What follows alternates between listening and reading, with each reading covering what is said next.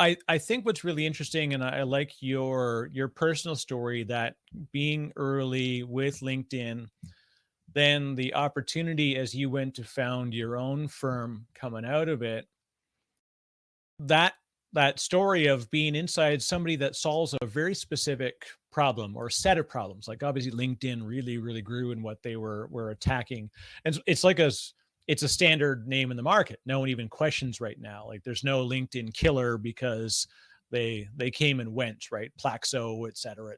There was all sorts of folks that wanted to do it, but then you had this beautiful opportunity. Now it's a beautiful marketplace, but then it itself is now the machine that needs to be fed with other ecosystems and partners. And so then coming out, you've got this inside view of like, there's still a problem to be solved.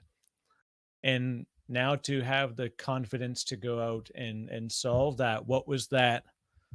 What was the thought process as you said, I think I've got something I can build? Well, hindsight's 2020, and so some of it around what we built and the fact that we were early and how we got there. I mean, it happened very organically, kind of day over day. But the real story, the real push was a desire to grow at a rate that LinkedIn wasn't offering me. Ironically, because LinkedIn was like this, obvious, it was a rocket ship. I don't know, it was a decacorn, but I mean, it was a unicorn 30 times over. And it was my first job out of college. And so when I started applying for other jobs inside the organization, I was competing against people from Google and Deloitte, going for like these entry level marketing manager positions and Wow. account manager positions and things where, it wasn't anything that I interviewed really well. They took me through multiple interviews. And I mean, I was interviewing with people who were like, one guy was the former head of marketing at Yahoo, who took over marketing at LinkedIn, and then the other guy was on the Apprentice like show, and then came to work at LinkedIn. And there's just these people that had profiles that were beyond, and this was before social media, so these were just credentials. And at the time it was, in any case, so I couldn't compete, and I didn't want to go kind of like horizontally, and I got bored sitting in my cube and felt like I want to do more with myself. I'm 23, 24.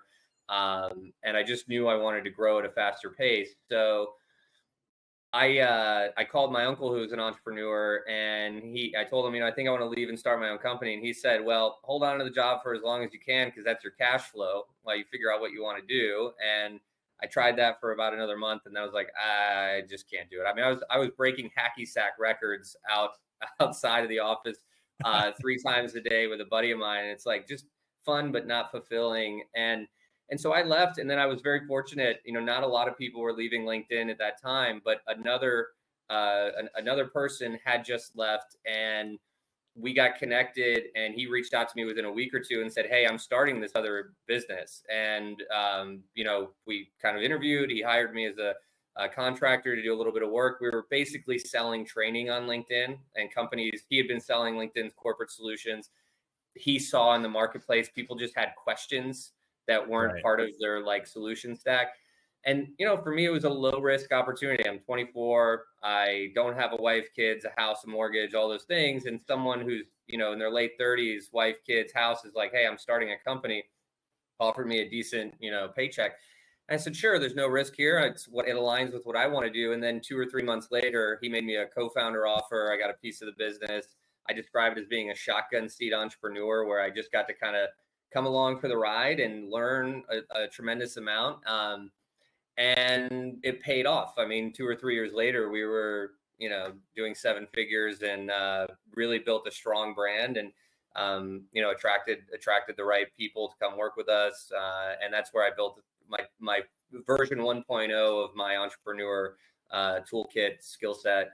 And then I left there for a similar reason. I was ready. The company was at that time starting to be, run by really senior people from the outside, and I was ready to do my own thing again. So went from shotgun seat to driver's seat, and started Nerdwise.